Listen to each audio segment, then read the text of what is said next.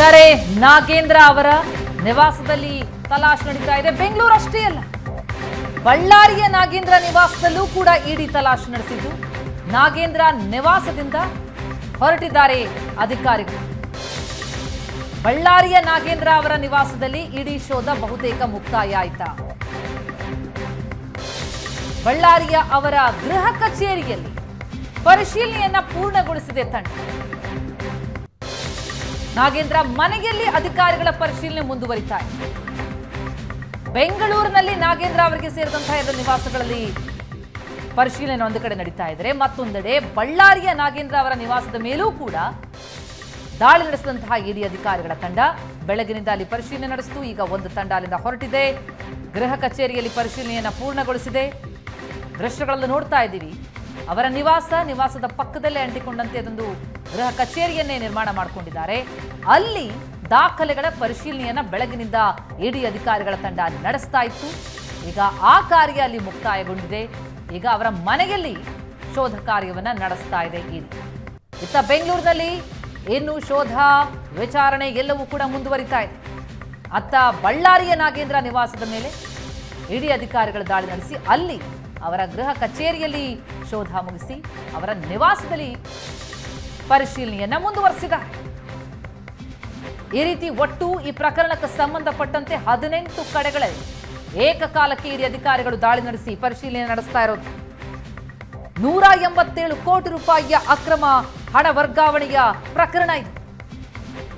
ಅದರ ರೂವಾರಿ ಮಾಜಿ ಸಚಿವ ನಾಗೇಂದ್ರ ಅನ್ನೋದು ಕೇಳಿ ಬಂದಿರುವಂತಹ ಆರೋಪ. ಅದಕ್ಕೆ ಪೂರಕವಾದಂತಹ ಸಾಕ್ಷ್ಯಗಳು, ಜೊತೆಗೆ ಈಗಾಗಲೇ ಈ ಪ್ರಕರಣದಲ್ಲಿ ಆರೋಪಿಗಳಾಗಿ ವಿಚಾರಣೆ ಎದುರಿಸ್ತಾ ಇರುವಂತವರನ್ನ ಮಾತನಾಡಿಸಿ ವಿಚಾರಿಸಿ ಮಾಹಿತಿಯನ್ನು ಕಲೆ ಹಾಕಿರುವಂತಹ ಇಡಿ ತಂಡ ಸಕಲ ಸಿದ್ಧತೆಯೊಂದಿಗೆ ಬಂದು ಈಗ ಶೋಧ ಕಾರ್ಯವನ್ನು ನಡೆಸ್ತಾ ಇದ್ದು, ಈಗ ನಾಗೇಂದ್ರ ಅವರಿಗೆ ಸೇರಿದಂತಹ ಬಳ್ಳಾರಿ ಮತ್ತು ಬೆಂಗಳೂರಿನ ನಿವಾಸಗಳಲ್ಲಿ ಶೋಧ ಕಾರ್ಯವನ್ನು ನಡೆಸಿದೆ. ಬೆಂಗಳೂರಿನಲ್ಲಿ ಶೋಧ ಕಾರ್ಯದ ಜೊತೆಗೆ ನಾಗೇಂದ್ರ ಅವರ ವಿಚಾರಣೆ ಕೂಡ ನಡೀತಾ ಇದೆ. ಜೊತೆಗೆ ನಾಗೇಂದ್ರ ಅವರನ್ನ ವಶಕ್ಕೆ ಪಡೆಯುವಂತಹ ಸಾಧ್ಯತೆಗಳು ಕಂಡು ಬರ್ತಾ ಇದೆ. ಬಳ್ಳಾರಿಯಲ್ಲಿ ನಾಗೇಂದ್ರ ನಿವಾಸದ ಮೇಲೆ ಇಡಿ ಅಧಿಕಾರಿಗಳು ದಾಳಿ ನಡೆಸಿ ಶೋಧ ಕಾರ್ಯವನ್ನು ನಡೆಸ್ತಾ ಇದ್ದು, ಸ್ಥಳೀಯ ಪೊಲೀಸರನ್ನ ದೂರ ಕಳಿಸಿದ್ದಾರೆ ಇಡಿ ಅಧಿಕಾರಿಗಳು. ನಾಗೇಂದ್ರ ನಿವಾಸದ ಬಳಿ ಬರಲಿಕ್ಕೆ ಅವರನ್ನ ಬಿಡ್ತಾ ಇಲ್ಲ ಸಿಆರ್ಪಿಎಫ್ ಯೋಧರು. ಸ್ಥಳೀಯ ಪೊಲೀಸರಿಗೆ ಇಲ್ಲಿಂದ ಹೊರಟು ಬಿಡಿ ಅಂತ ಸಿಆರ್ಪಿಎಫ್ ಯೋಧರು ನುಡಿದಿದ್ದಾರೆ.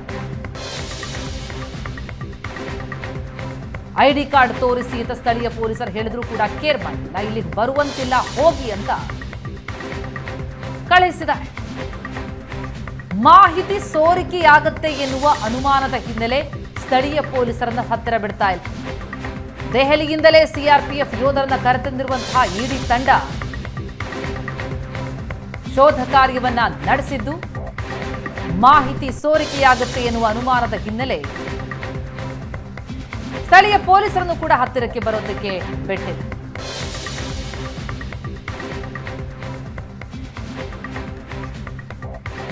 ಬಳ್ಳಾರಿಯ ಶೋಧ ಕಾರ್ಯದ ಕುರಿತಾಗಿ ಡೀಟೇಲ್ಸ್ ಅನ್ನು ಪಡಿತಾ ಹೋಗೋಣ. ನಮ್ಮ ಪ್ರತಿನಿಧಿ ನರಸಿಂಹಮೂರ್ತಿ ಈಗ ಸಂಪರ್ಕದಲ್ಲಿದ್ದಾರೆ. ನರಸಿಂಹಮೂರ್ತಿ, 18 ಕಡೆ ಇಡಿ ಅಧಿಕಾರಿಗಳ ತಂಡ ಈ ಪ್ರಕರಣಕ್ಕೆ ಸಂಬಂಧಪಟ್ಟಂತೆ ಶೋಧ ನಡೆಸ್ತಾ ಇದೆ. ಇದರಲ್ಲಿ ಪ್ರಮುಖವಾಗಿ ಈ ಹಗರಣದಲ್ಲಿ ವರ್ಗಾವಣೆಯ ರೂವಾರಿ ಅಂತ ಕರೆಸಿಕೊಳ್ಳುವಂತಹ ಆರೋಪ ಎದುರಿಸ್ತಾ ಇರುವಂತಹ ಮಾಜಿ ಸಚಿವ ನಾಗೇಂದ್ರ ಅವರಿಗೆ ಸೇರಿದಂತಹ ನಿವಾಸದಲ್ಲಿ ಶೋಧ ಕಾರ್ಯ ನಡೀತಾ ಇದೆಯಾ? ಅವರಿಗೆ ಗೃಹ ಕಚೇರಿಯಲ್ಲಿ ಶೋಧ ಮುಕ್ತಾಯ ಆಯಿತು ಅನ್ನುವಂಥ ಮಾಹಿತಿಗಳು ಬರ್ತಾ ಇತ್ತು. ಬಳ್ಳಾರಿಯಲ್ಲಿ ಏನಾಗ್ತಾ ಇದೆ, ಏನ್ ಅಪ್ಡೇಟ್ಸ್ ಲಭ್ಯ ಆಗ್ತಾ ಇದೆ?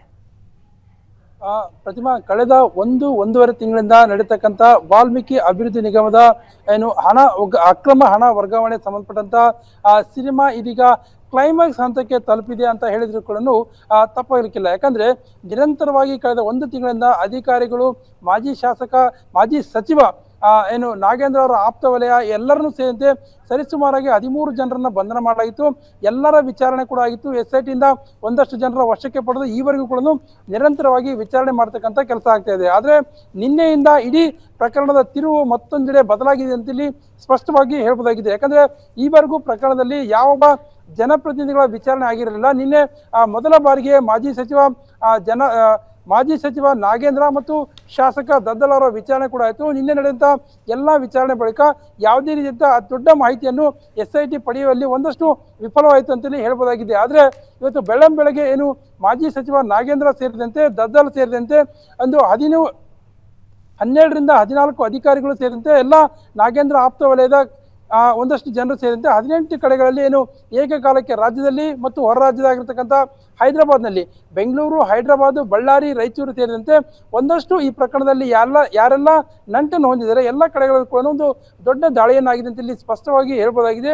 ಈ ದಾಳಿಯ ಪ್ರಮುಖ ಅಂಶವನ್ನು ನಾವು ಒಂದಷ್ಟು ಹೇಳೋದಾಯ್ತಂದ್ರೆ ಏನು ಪ್ರಕರಣದಲ್ಲಿ ಸರಿಸುಮಾರಾಗಿ 94 ಕೋಟಿಯಷ್ಟು ಅಕ್ರಮ ಹಣ ವರ್ಗಾವಣೆ ಆಗಿತ್ತು. ಈವರೆಗೂ ಕೂಡ ಇಷ್ಟೆಲ್ಲ ಬಂಧನದ ಬಳಿಕ ಇಷ್ಟೆಲ್ಲ ವಿಚಾರಣೆ ಬಳಿಕ ಕೇವಲ 37 ಕೋಟಿ ರೂಪಾಯಿ ಮಾತ್ರ ರಿಕವರಿ ಆಗಿತ್ತು. ಪ್ರಕರಣದಲ್ಲಿ ಪ್ರಮುಖವಾಗಿ ಆರೋಪಿಗಳನ್ನು ಎಷ್ಟು ಮಟ್ಟಿಗೆ ಬಂಧನ ಮಾಡ್ತೀವೋ ಬಂಧನಕ್ಕಿಂತನೂ ಹಣದ ರಿಕವರಿ ಆಗಬೇಕು. ಯಾಕಂದ್ರೆ ಇದು ಬಡವರಿಗೆ ST ಸಮುದಾಯದ ಜನರಿಗೆ ಸೇರಿರ್ತಕ್ಕಂಥ ಹಣವನ್ನು ಯಾರೋ ಒಬ್ರು ಕೊಳ್ಳೆ ಹೊಡೆಯೋದಕ್ಕೆ ಆಗೋದಿಲ್ಲ ಅನ್ನೋಂಥ ಮಾಹಿತಿ ಮೇರೆಗೆ ನಿರಂತರವಾಗಿ SIT ತನಿಖೆ ಮಾಡಿತು. ಸಾಕಷ್ಟು ಜನರು ಬಂಧನವನ್ನು ಕೂಡ ಮಾಡಿತು.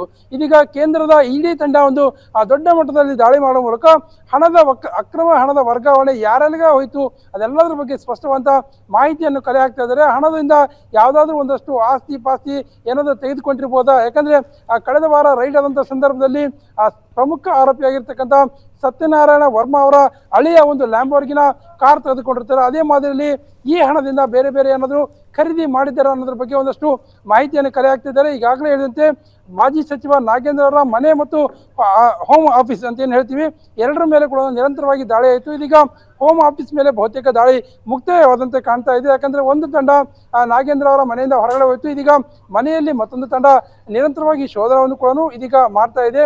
ಒಟ್ಟಾರೆಯಾಗಿ ಪ್ರಕರಣದಲ್ಲಿ ಹಣದ ಮೂಲ ಎಲ್ಲಿಗೆ ಹೋಯಿತು ಅನ್ನೋದ್ರ ಬಗ್ಗೆ ಇಡಿ ಅಧಿಕಾರಿಗಳು ಮಾಹಿತಿ ಕಲೆ ಹಾಕ್ತಾ ಇದ್ದಾರೆ. ಈಗಾಗಲೇ ಹೇಳಿದಂತೆ ನಾಗೇಂದ್ರ ಅವರ ಆಪ್ತ ಸಹಾಯಕ ಆಗಿರ್ತಕ್ಕಂಥ ಚೇತನ್ ಅವರನ್ನ ಕರೆದುಕೊಂಡು ಬಂದೇ ಎಲ್ಲ ವಿಚಾರಣೆಯನ್ನು ಕೂಡ ಮನೆಯಲ್ಲಿ ಮಾಡ್ತಾ ಇದ್ದಾರೆ.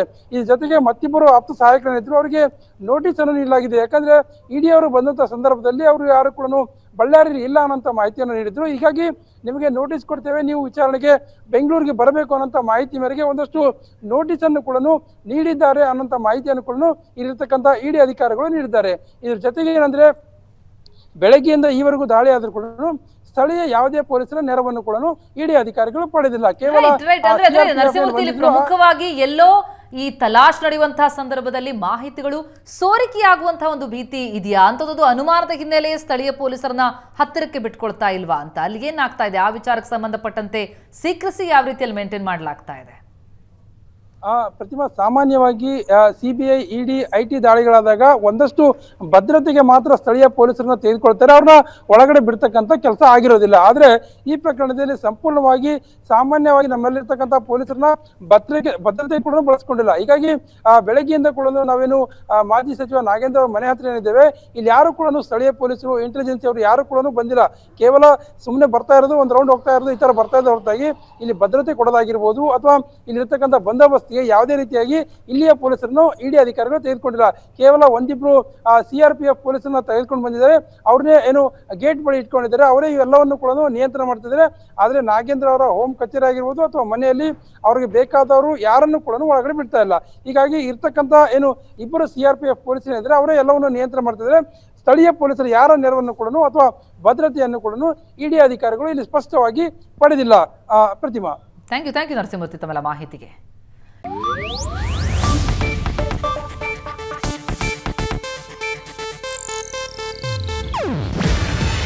ಇದು ಏಷ್ಯಾನೆಟ್ ನ್ಯೂಸ್ ನೆಟ್ವರ್ಕ್ ಪ್ರಸ್ತುತಿ. ನೀವು ನೋಡ್ತಿದ್ದೀರಾ ಏಷ್ಯಾನೆಟ್ ಸುವರ್ಣ ನ್ಯೂಸ್.